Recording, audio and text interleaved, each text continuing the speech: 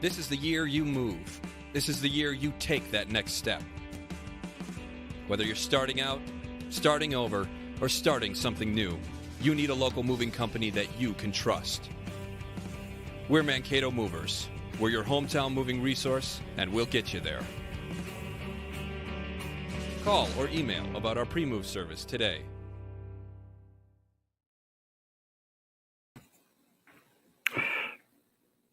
Good afternoon, everyone, and welcome to this episode of I.C.E. I.C.E. stands for Inspire, Collaborate, and Encourage, and is our collaborative podcast we produce each week. Each podcast is typically hosted live. We also have available for replay on our I.C.E. Facebook page and our I.C.E. YouTube channel. Each week, we interview a guest or guests that we felt had an interesting story to tell about our three keywords: inspire, collaborate, and encourage. In 2020, we found comfort and knowledge both personally and professionally from the podcasts of others. The podcasts we watched were from others in our industry or business coach-style individuals, but also from general people that just had a positive outlook on not only business, but life in general. We're excited to bring this to you each week, 4 p.m. Central Standard Time on Thursdays, and we will also have the ability in many of the presentations for you, the viewers, to ask questions of our guests. So today, let's meet our guest. Our guest today is none other than the South Central Minnesota EMS Regional System Executive Director, Mark Griffith. Hey, Mark. Hey, Jay. How are you? We need to add more things to the end of that title. You know, like the RN, that's the trauma nurse, and then the critical care nurse, and you know, we need to shorten that up with more acronyms somehow. You're probably right. Now, and you've done EMS long enough to know we've got all sorts of spare time to pull that off. Oh, well, and we always have acronyms for everything. I mean, there's, LOL. I mean, the Twitter and Facebook didn't start LOL. That was all of us, little old lady. and then what was there was another one too about waiting on the. We had one for waiting on the curb with the suitcase or something like that. I don't remember what that one was. I don't have the time to sit down and figure out what the letters of that one were. But I still remember, though, when it was every little boy makes poop for our acronym for cardiac arrest medications. Do you remember that? Yes, sir. I do remember that. And, we had, we had, what was one for the kid? My baby looks hot tonight, right? Yeah, my baby looks hot tonight. Yep. Oh my goodness, yeah. Yeah, there's a whole ton of them out there. Everybody that's friends of yours that's tuning in, watching, will probably add a bunch in the comments, and then we'll be laughing later. So, well, Mark, it's been a number of years since we've seen each other in person, and I know you're a busy man, but holy crap, 2020 is really. I mean, it's not only kicking everybody's ass, but it's definitely doing a number on the medical world in general, as well as somebody like you who's involved in the education of all of our emergency providers and things like that. What's a day like in your shoes these days compared to 2 years ago? Well, and Jay, and again, I mean, I know you'll relate to this really well. I mean, if before 2020, there were no 2 days alike in EMS ever. And yeah, you take that and you just throw fire on top of that, or throw gas into a fire on top of that. And that's where we sit. But, really now, I mean, it's interesting. I spent a lot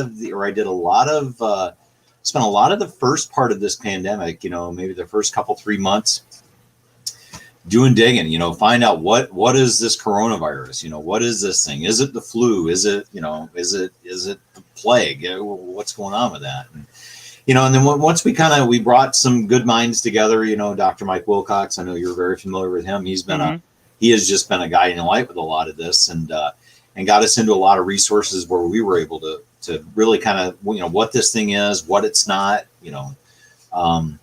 and then we've spent, so that took us into early summer. And then we really end up spending a lot of time reinforcing that message now. So, this has really affected everybody personally. Everybody that and everybody I know has a personal story with this pandemic, and right. And it's not always comfortable. No. Sometimes it's pretty heartbreaking. and it may not even be heartbreaking from the standpoint of somebody who's lost someone, but it could be heartbreaking from people losing their jobs because a business had to downsize or a business had to close, or missed graduations or weddings, or you name it. You're right though. Everybody has been affected by this. If somebody says they haven't, they're lying, because for God's sakes, we can't even get toilet paper anymore yet. Again, still, it's been 9 months and we still can't get toilet paper.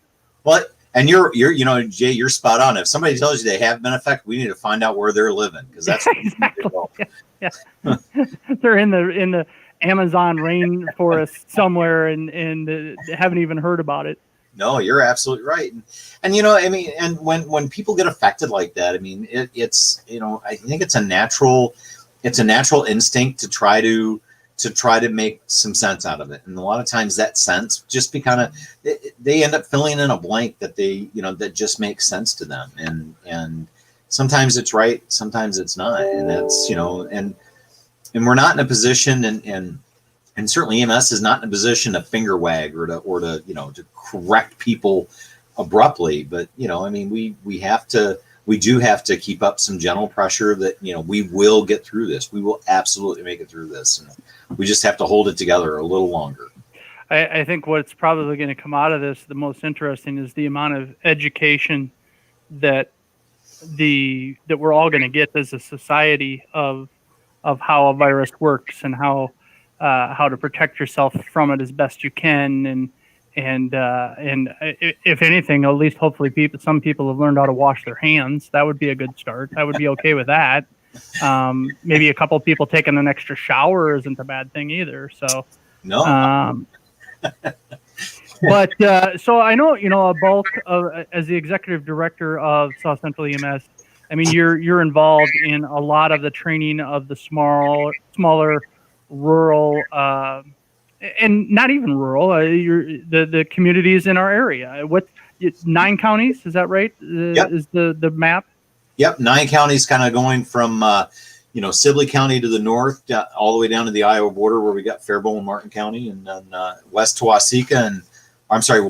Waseca, west over to Springfield and St. James, that neck of the woods. You bet. Okay, all right. And I know that you don't get much of a break, it seems like sometimes, because everybody's ambulance meeting or fire meeting or something like that is, almost every night of the week, and then you schedule classes on the weekend for a Saturday, Sunday for continuing ed. Are you just because it's been a while? Are you still doing primarily all of the teaching, or because I know when I first met you, Scott was still there. Mm-hmm. So it was you and Scott. Do you have a right hand now, or? I do, okay. And that's a guy named Mike Ofler. He's he's on Minnesota Lake Ambulance, and ironically, back in 2013, we did a recruiting drive down in Minnesota Lake, and he was one of the guys that was in on that recruiting drive. So he's really, he really took EMS. He really enjoyed it. He was a volunteer for years down there, and then back in 2018, he came to me with an idea about how to maybe revamp or revitalize our education a little bit, and make it more hands-on and make it just a bit more relevant. Not that it hasn't always been relevant, but make it a bit more, reactive to what people wanted. Mm-hmm. He's done a nice job of that. Really nice. And now here you are again in 2020, and you're almost having to reinvent it again, because so much of it you've had to go virtual. Because of COVID, obviously, and stuff like that, which, it seems kind of weird to teach COVID-related education virtually when you're teaching it all about how to handle and how to deal with it when it's the actual emergency or it's the ambulance call. But, okay, so let's back the horse up a few years. I know you're like 35, 36 now. What originally inspired you to get into EMS? Was it the education side of it, or was it the patient care side of it? In that side, Jay, I really wish I could give you this inspirational answer. Is that I had this huge overarching goal to get into EMS.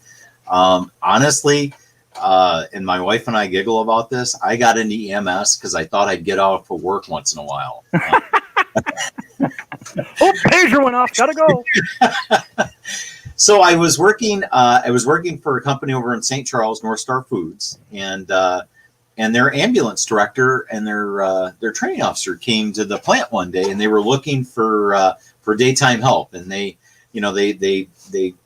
told the owners of the plant that hey, if you could provide one or two people during the weekdays, we'll give them free education, we'll help you set up a first responder unit within the plant, and and they approached me with it, and I thought, well, why not, right? I mean, right. I might get to drive something with lights and sirens and get out of work once in a while, and I guess the joke was on me. So St. Charles, that's over by Rochester, isn't it?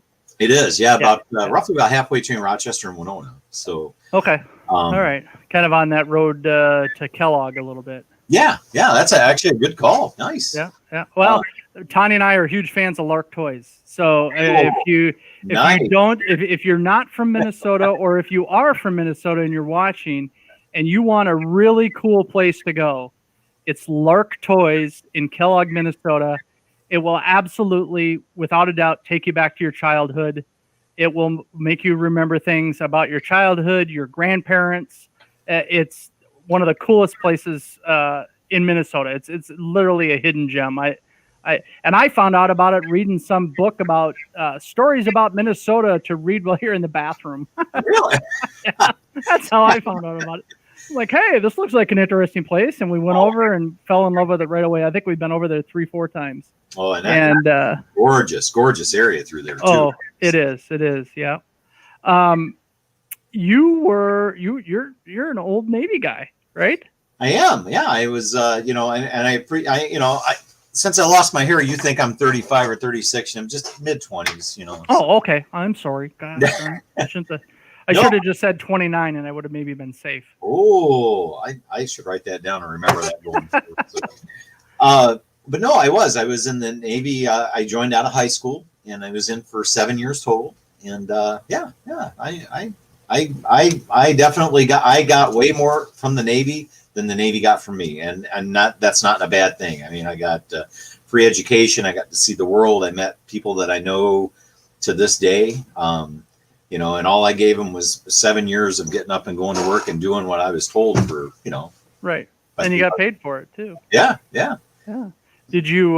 What were you on one particular ship the majority of the time, or did you get bounced around a little bit, or? A little bit. I was on the first ship I was on was the Sierra, which was a destroyer tender, an older destroyer tender, and I worked in the engine room there. So, and then of all things, I got out, and so I went in after high school in June of '86 because I was a child prodigy, graduated when I was like 4. Okay.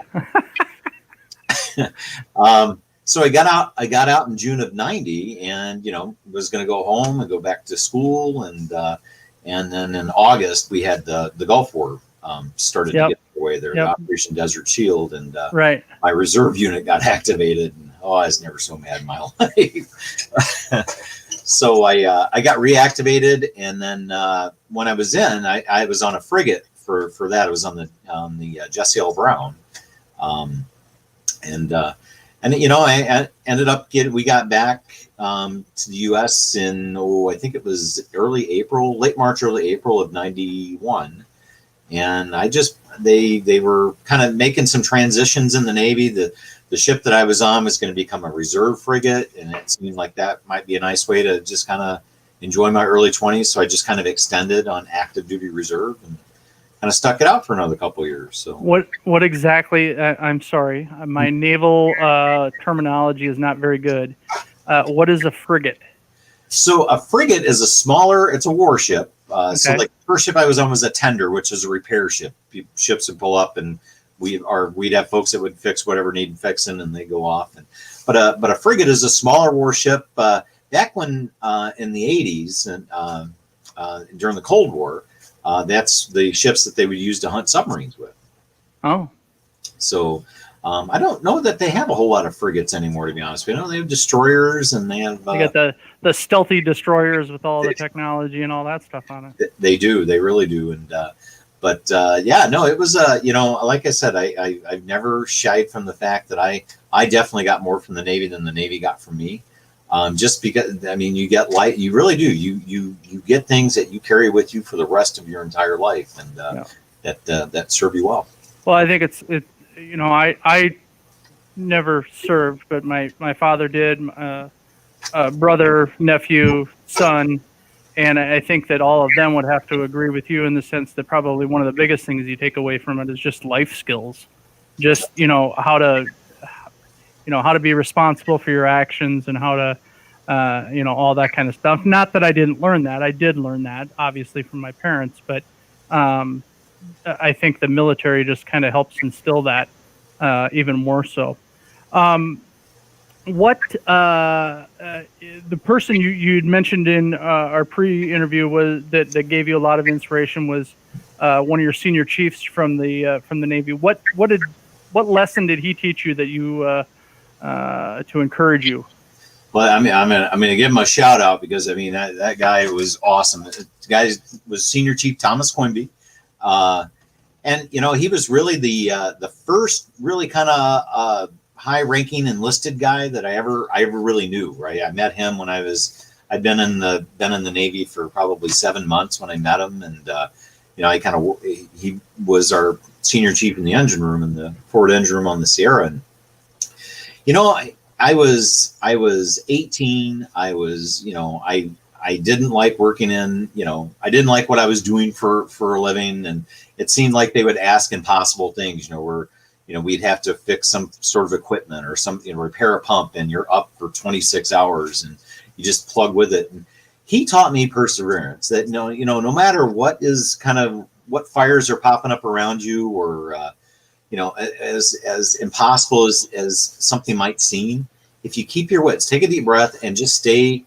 the course, stay in the even keel. Don't go running off one direction or the other. Just kind of plug on it, and it really struck a nerve. That was way easier to listen to than do initially, but it really, as time has gone on, and even while I was still in the service, I mean that really does serve you well.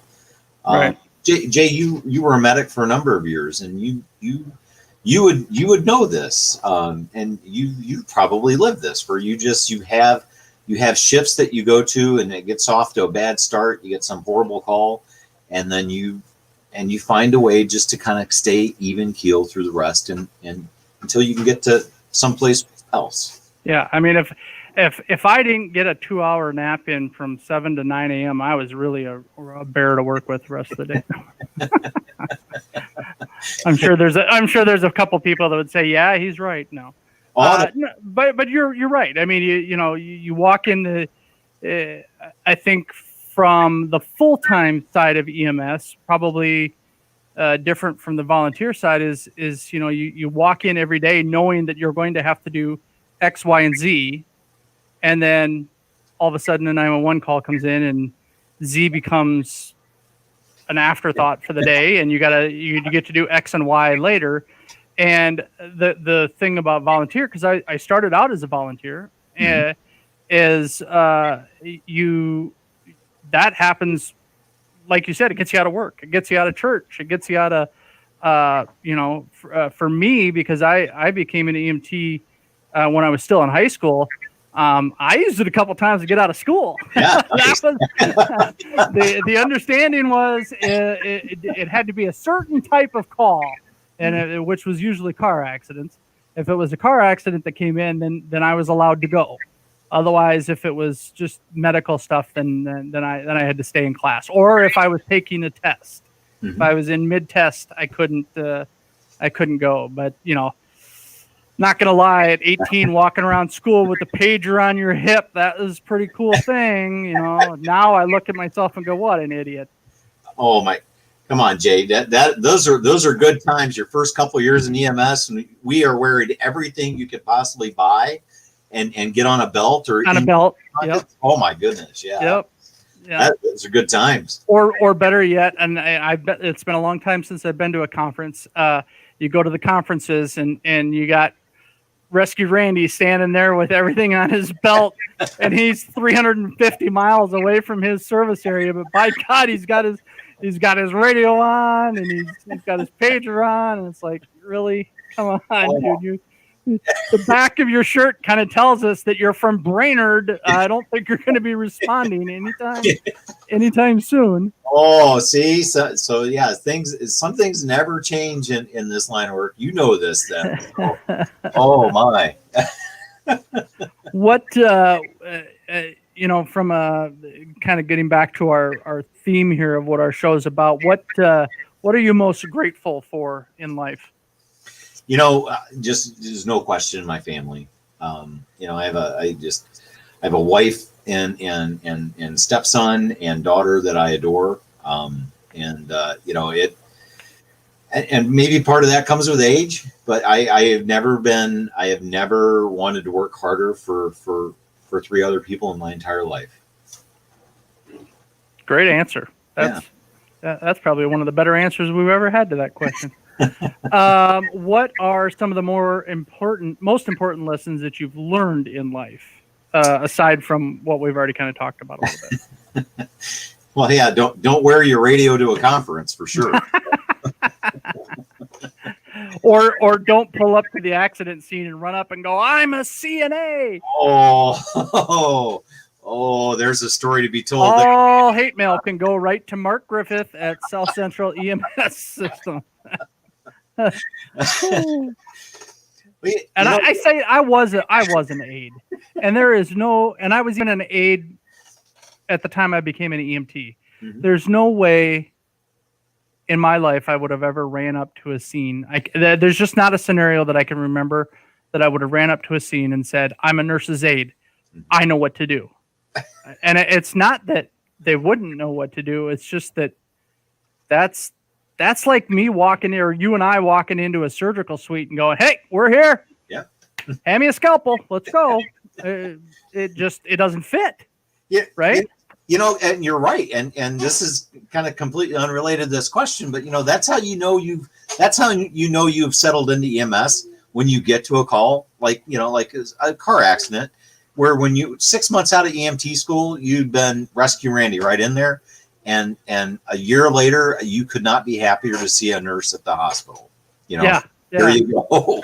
Yeah. Or you're working with the new Rescue Randy rookie, and you're like, "Go for it." I can see from a mile away that there's poop involved in this call. Go for it, and then they don't notice it until they get right there, and maybe you better take this. No. You made first patient contact. It's yours. My wife will tell you that wisdom is learned through pain. Yeah, that's a good one too. I know that one of your passions, and my son has just taken this up. One of your passions is aviation.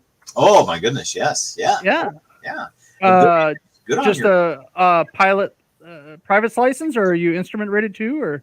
No. I just had my private license, and I got that back in 2006. Okay. I did start to do some instrument training because it just kind of seemed like a natural progression. A lot of the people that I met when I was a student were going on to it.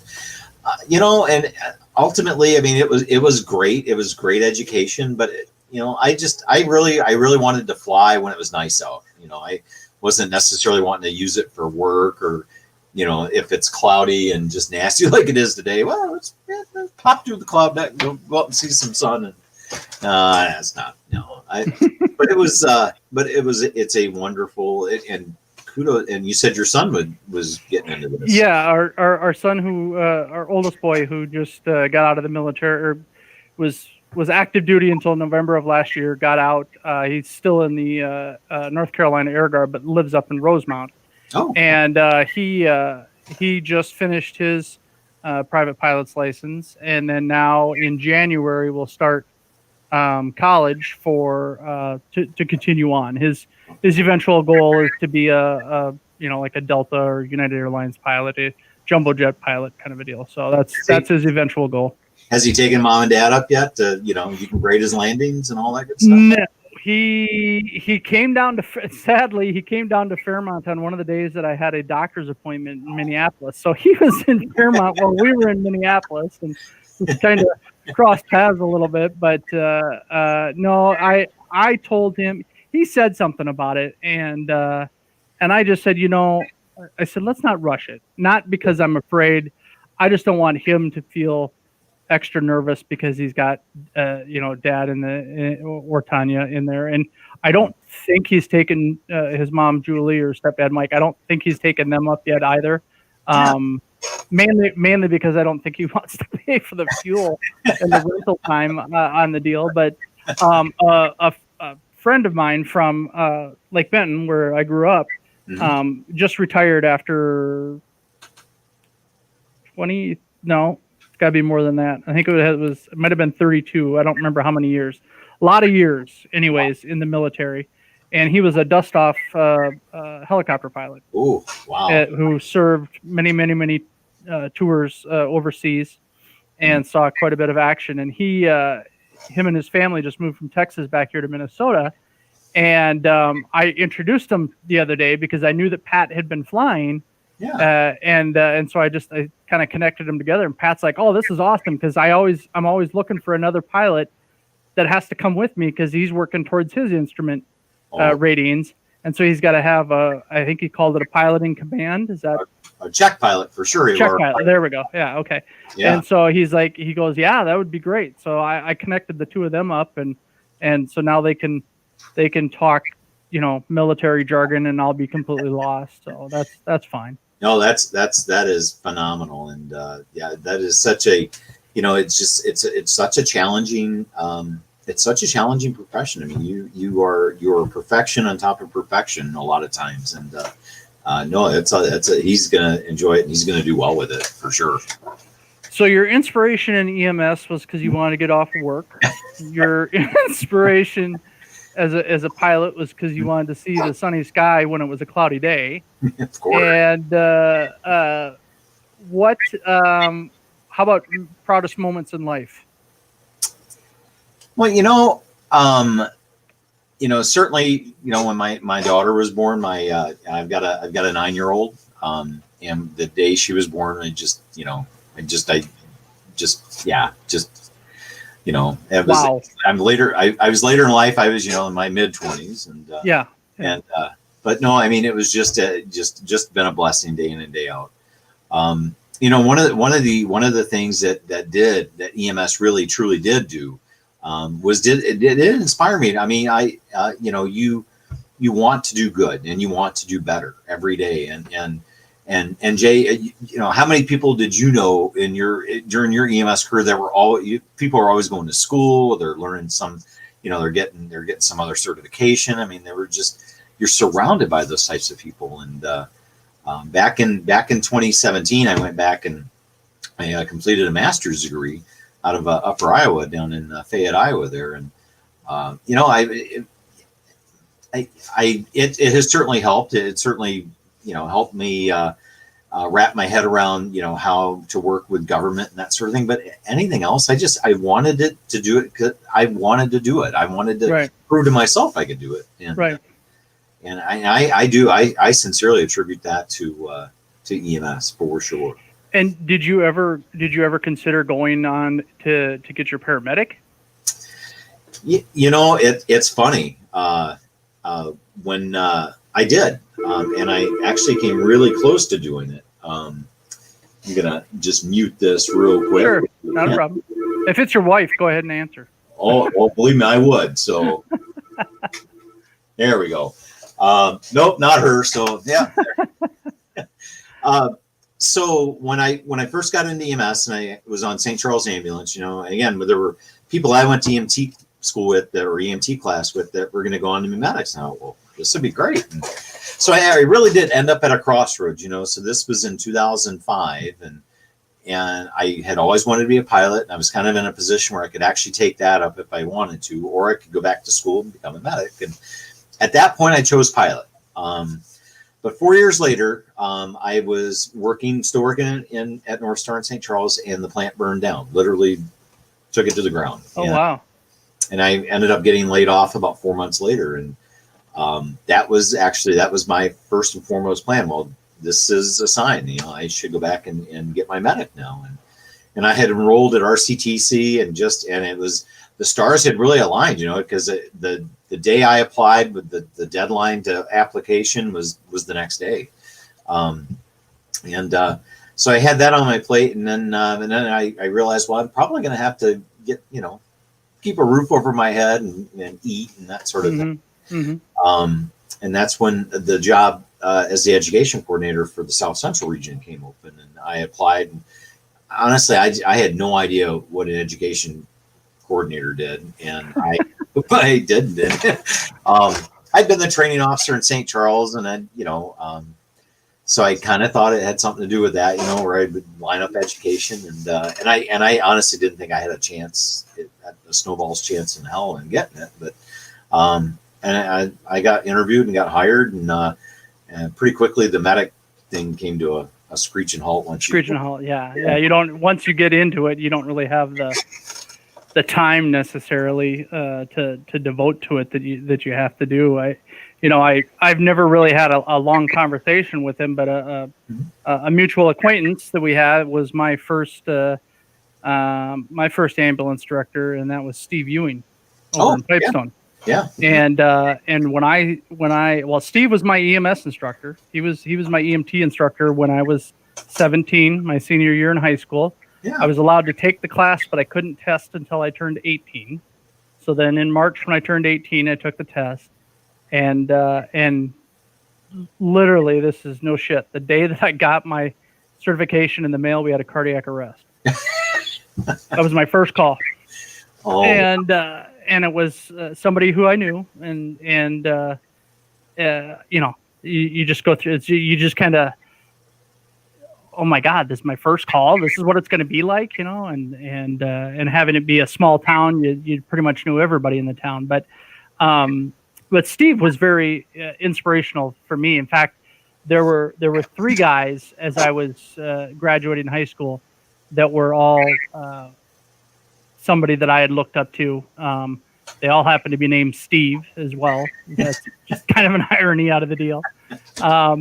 I won't bring up last names besides the one that I already did, because he's the only one that's still in EMS. But I do know that Steve eventually went on. I think he took a break there for a little while and did some county auditor stuff or treasurer stuff for a while.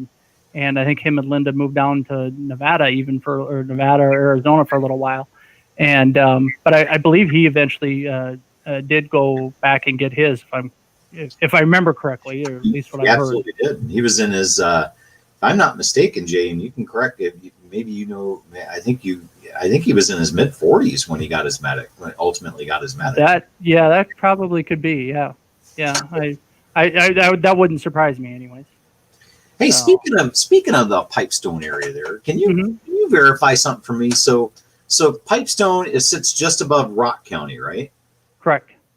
And is Rock County really the only county in Minnesota that doesn't have a natural lake? Have you ever heard that? No. I heard that, and okay, it was at like one of the last EMS conferences before COVID, and I don't know if that person was drunk or if that was true, but I figured you were going back to the woods. Well, it was a trade show, a conference thing, and it's possible they were drunk, but that certainly could be. I guess having grown up kind of in that area. Yeah. I can't say that I've ever really heard of a lake over there, but if my cousins were watching, I could text them quick and say, "Hey, is that true?" I got 4 of them that lived right there, but I don't know. That's I can't even think. I mean, I've been through that county enough. I can't think of what did somebody posted? One of the Minnesota and it's speckled with bodies of large water, but 4 of the state's counties do not contain a natural lake. Rock County is one of them. Who's posting Tanya, are you posting this? If you're posting it, get the rest of the Well, what's the other 3? You tell us one of them now. What's the other 3? Well, now we're hanging, right? Yeah, you can't just leave our viewers hanging like that, Tanya. Come on. Jeez. Got one thing to do in the background. She says, I don't know. You're the one that had to have looked it up. How do you not know? Oh, goodness. Probably turns out that it was somebody else who commented and wasn't even Tanya. All right. Well, you know what, Mark? We got to take a real quick break here to hear about some of our sponsors, and I'll be back here in just a minute with you, okay? Sounds great. All right.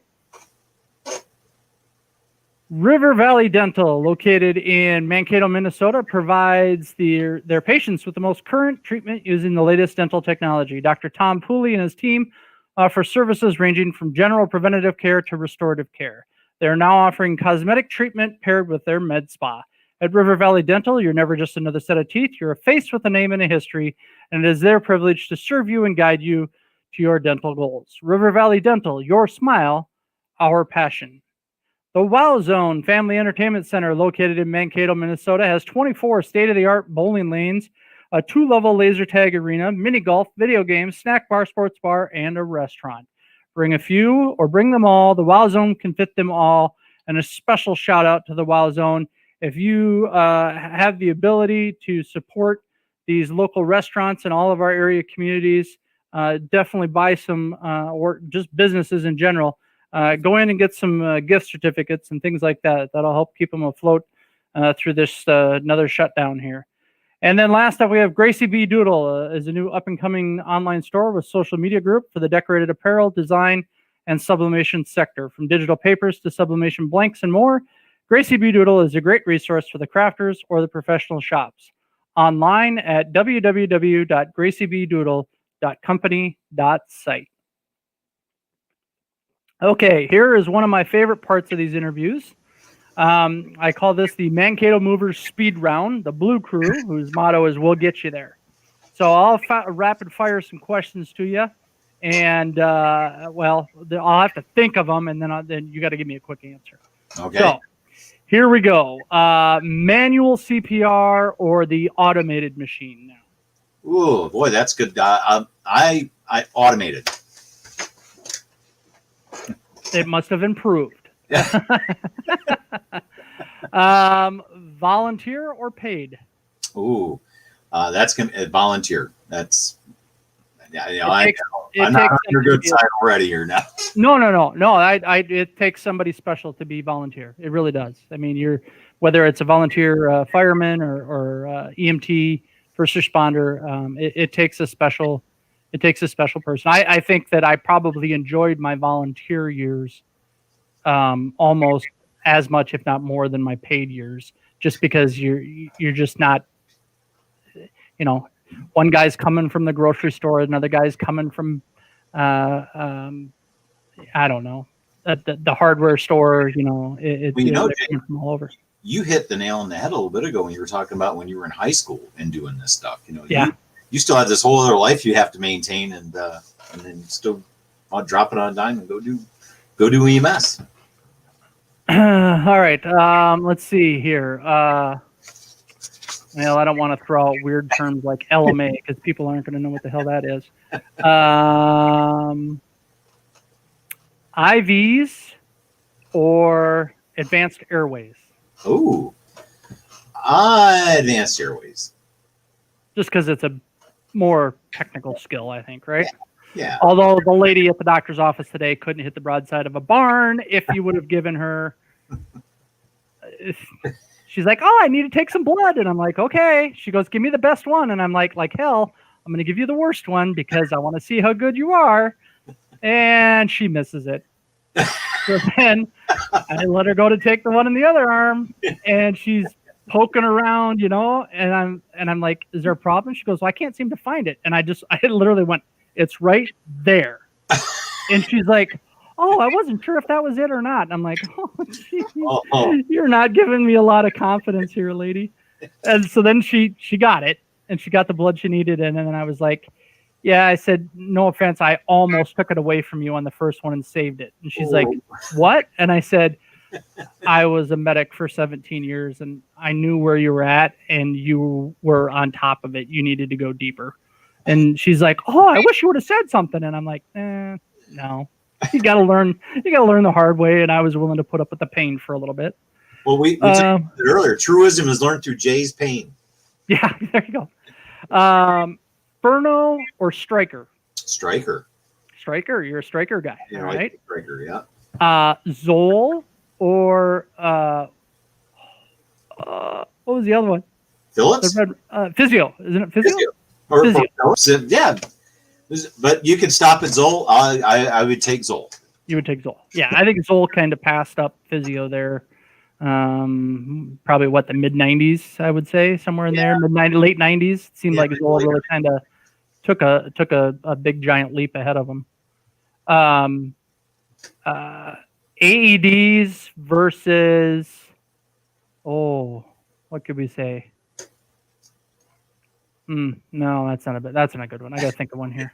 If you got one, you go ahead and throw one. If you can think of something good. Oral or nasal? In relation to the airways, just clarifying that for our viewers. I would go with nasal, just because it's a little bit trickier than an oral. I mean, you can. They're both pretty easy. A nasal. Now, I don't know how much you've gotten to practice with intubations and stuff like that. Obviously, you do some of it because you teach some of it, but nasal intubations. Now, those are fun. Yeah. I got to do one of those when I was in medic school. Jay, that's gore. Oh my goodness. I'm pretty sure that I'm the only one who got one of those, in our skill checkoff. I'm pretty sure I'm the only one that got that. And the only reason I got it, I'll be completely honest, the only reason I got it was because I happened to be working. My preceptor that day was our instructor. He worked at the hospital in Grand Forks, and he was on duty that day. So not only am I sweating bullets because I have my paramedic instructor as my preceptor that day, but then he gives me literally one of the hardest skills to perform, and he coached me through it. So I'm not going to say that I did it, without any help. I mean, I definitely was doing it, but thank God for the little whistle adapter on the top. And he's like, okay, when you hear it, okay. Now, I joke about this all the time. Now I just yell at the TV, "You're doing it wrong! You're doing it wrong!" Hey, but it looks way cooler on TV though. Yeah. Especially when they're doing the handstand with the paddles. That's always a really cool thing on the. Don't get me started. All right, let's get back to the questions here. We're starting to get long-winded. How is life different than what you had imagined? Oh my goodness. Well, I think, and again, I mean that it really comes down to for years, I just had pictured myself in this comfy office job. I wanted nothing more. I remember working in restaurants, and worked at a car rental place in the 90s when I was kind of going to school originally. And, I all I wanted on earth was a desk to sit behind. Right. And so I get that. And that's where I really thought life was heading. And 25 years ago, if you told me that I would do EMS at all, I mean, much less what I've done in EMS, but just that I would do this, I'd have thought you were drunk. Yeah. It's amazing how life sometimes takes us down paths. I'm the same way. 20 years ago, if you would have told me I was going to be doing something like this, I would have been, no. I mean, and I kind of fell in love doing this kind of stuff. Originally just doing sports for Gemini Studios, one of our sponsors down in Fairmont, when they would go and do the football games or basketball or hockey games or whatever, and getting to do the play-by-play and all that. I mean, that was kind of cool. So do you, I know the answer to this, and that is, do you collaborate with others in your life? Well, absolutely. I mean, you have to for your job, for sure. And I think we all get to check that box as a parent too, because you're collaborating with your spouse and your kids and all that kind of stuff to get the chores done and things like that. Is there any, do you have a preference of who you prefer to collaborate with? Is it family or the EMS side of it? Up until, and I don't mean that in a bad way as far as family or EMS. Well, I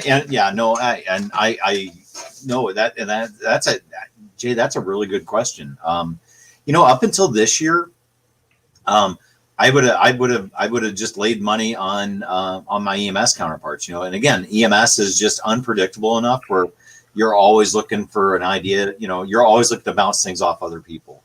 And not that I certainly don't do that at home or in my private life, but up until this year, that seemed pretty steady. I mean, you know, once in a while we're talking about, should we YouTube how to fix a dryer, or should we actually pay somebody to do it? That sort of thing. This year it's different, just because of the curveballs that we have been tossed. I mean, where we've been stay at home and we've got different restrictions, and especially when it comes to like my daughter being in school. I mean, just, you know, any other year, if I missed a note from school, that'd be, you know, I'm sure somebody would tell me about it, but that's not the case. And it has become very, very, very important to make sure I make a point to engage people that I normally probably wouldn't have done that often. Does that make sense? Or? Yeah, absolutely. You said she's 9. Your daughter's 9. Yeah. Does she, with this whole COVID thing, does she wake up in the morning and say, "Dad, get your ass to work"? I mean, I got class today here, Dad. I need you off the computer. Quit playing solitaire. I gotta have the computer. Well, and that's the new normal, right? Because a 9-year-old has more meetings before 10 than we do all day. So, I think the COVID thing, the COVID and affecting her school schedule's got, you know, that's a little tough for her to swallow. She misses her friends. 9-year-olds are social, you know, and right. But she is still a 9-year-old. I'll go wake her up at 7 a.m, you know, and take me 30 minutes to get to that point, and then she wants to play Minecraft, you know, for 2 hours, you know, and that's the only reason she wants Dad to go to work. So, well, I'm 46, and Tanya still has to call me about 2 or 3 times, and then I keep falling back to sleep, and then she's got to come in and say, "Are you getting up?" And, "Oh yeah, geez, sorry, I fell back to sleep." I won't admit to anything else because she's listening in here. Oh, yeah. What is your future hold for you? I mean, are we sticking around in EMS for a while yet? And if people haven't figured it out, you're really not 35. Just a 37 and a half, I think, or something like that. But. You know, Jay, I have been, you know, trials and tribulations aside, COVID aside, the last 11 years that I've been with the region have been a gift. I have not worked a day yet. I mean, I get up and I love what I do. I love the people that I work for, and the people I work with. You know, I honestly, I mean, I see myself, you know, I'm not exactly the spring chicken I was 10 years ago, but I kind of see myself down, you know, another 10 years, kind of, you know, doing this for another 10 years, and then maybe transition to something a little bit more, less, I don't know, make me stay up all night sort of thing. And, you know, teach, or, you know, just to maybe do teaching, or just be a mentor to people coming up, you know, if I can do that. And I do. I truly do see myself kind of taking on that role down the way here. Well, and I've always kind of seen you as ever since I met you as a bit of a mentor as well, not only to myself, but obviously to a lot of the rural EMS services, first responders, ambulance services, because, you know, as you teach it more and more and more and more, it's constantly in your brain. So you're always thinking 15 different ways, which is kind of the same way, you know, when you've completed medic school and you've got 3 or 4 years under your belt, you're thinking about things differently than what you did in year one. And so I know that a lot of people highly respect you, and as do I. And I think you've done a great job for our region. All right, last question. All right. Future generations of your family that managed to find this on YouTube years from now, is there any wisdom that you would want to pass on to them, and what would you want them to know? I think the biggest thing, Jay, would be to always be learning, never stop learning, right? And we, you know, if you stop learning and you start making assumptions, you're going to be in a world of hurt going forward. And just no matter, and this year highlight this year could underline this next statement with a can of yellow spray paint. Never, ever make an assumption about someone else's idea or something that someone else is telling you. Make sure you dig in and do your homework. I mean, it's very humbling to, somebody would tell you something along the lines that, hey, there's this virus in China that, is deadlier than the flu. And I can just kind of, I could poo-poo that idea you think to yourself, well, that'll never make it here. Just because you hear that it's there doesn't correlate to that it's going to travel around the world and basically shut down major parts of the world economy. Absolutely. Yeah, absolutely. Yeah. Well, Mark, I thank you for joining us today. I want to give you one little challenge because I love following along with Pipestone. Yeah. Pipestone has their skeletons that they post. Have you ever followed? Do you follow their Facebook page at all? No, I think I do. I think I'm friends with it, but I don't know. Yeah. Yeah. I don't know if I have. I'll be honest. I haven't seen anything for a while, but that could be Facebook, adjusting the algorithm. But they used to take pictures of their skeletons in various EMS related positions, doing CPR on one another or getting ready to detail a truck or whatever. And so if I think that's one of the funniest things, made me laugh every time I saw it. I think you need to do that in the South Central EMS region too. And get yourself a skeleton and start do some TikToking with it or something along those lines. Jay, not to steal your thunder, but and just on a personal note, I know that you you had a health scare in the not too distant past here. And I got to tell you, I mean, one of the things that when I knew you down in Fairmont, when you were running in Fairmont, and just known of you, I've always been amazed how community works into everything you do. And to see you now doing this and bringing information and entertainment, a lot of entertainment, by the way, this is good.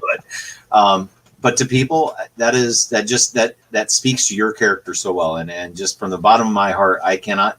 And even after you had your heart attack, I mean, you and I were messaging back and forth on Facebook a little bit, and that is truly amazing how community constantly threads into what you do, and up the good work. That is. Yeah, I never got to come up and show you that lovely Zoll defibrillator vest that I had. Cool. You remember that they sent me home with that from Texas.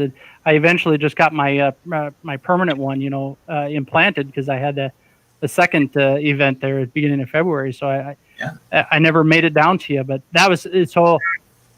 Tanya can give me a thumbs up. If I remember correctly, I had that second heart attack, and that's when they flew me up to Mankato and then ground transferred me to Abbott. But that was the day after my presentation in Fairmont, wasn't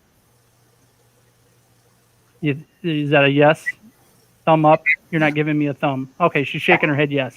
Yeah. So I had gone to Gold Cross's staff meeting that night before, and had went in there and told them all about the machine and everything. And then that night, during the night, I woke up and I was just it was killing me. My chest pain was driving me nuts. And we went in, and the next thing you know, I'm taking North Memorial's helicopter to Mankato and into the cath lab, and then day and a half later, that's when they sent me up to Abbott, and wow. Six stints later, 10 days later. So, wow. But it is so good to see you back in the saddle and doing something you just clearly you enjoy doing and giving back. And that's right on. Thank you. I appreciate it.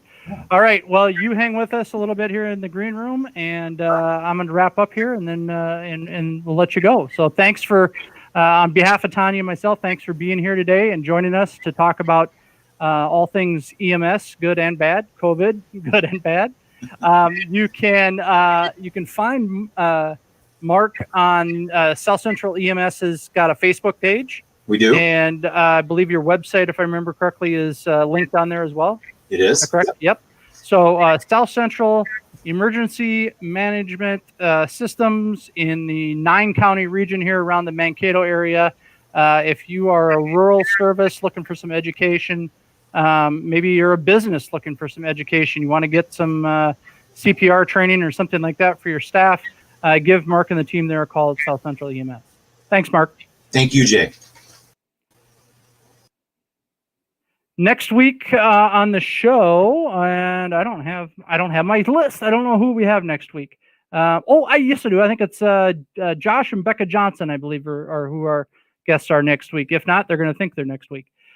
So we will have them on here, hearing about their stories of inspiration, collaboration, and encouragement. We'd like to thank our sponsors for today's episode. Are you looking to travel either domestically or internationally? Call Jana Hughes at Travelooza to book your next vacation. From weekends to resorts or cruises, Jana and her team are ready and waiting to get you back on your feet, headed for the sun and sand. Call 1-888-689-0660. Gemini Studios is a leading video production company in southern Minnesota.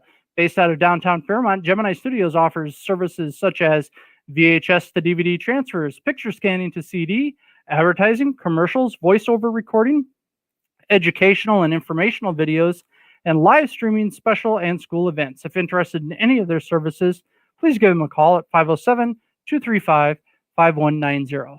And lastly, the Visual Identity Vault, located in the heart of historic downtown Fairmont. TVIV is a full-service decorated apparel provider with screen printing, embroidery, sublimation, and more. Also offered are signs, banners, design services, paper-printed products, promotional items, and custom gifts. With over 4,000 square feet of retail space, there's great deals for everyone, young to old. TVIV also offers a variety of different fundraising opportunities for your groups needing to earn some extra cash for that special trip. Call TVIV today. Contact TVIV today at sales@tvivmn.com or online at www.tvivmn.com. And that wraps things up for today. On behalf of both Tanya and myself, I'd like to thank you, the viewers who tuned in to check this thing out. We hope that you found the message of inspiration, collaboration, and encouragement to be useful in your personal and professional lives each day. Thanks a lot, folks. We're going to go on ice until next week.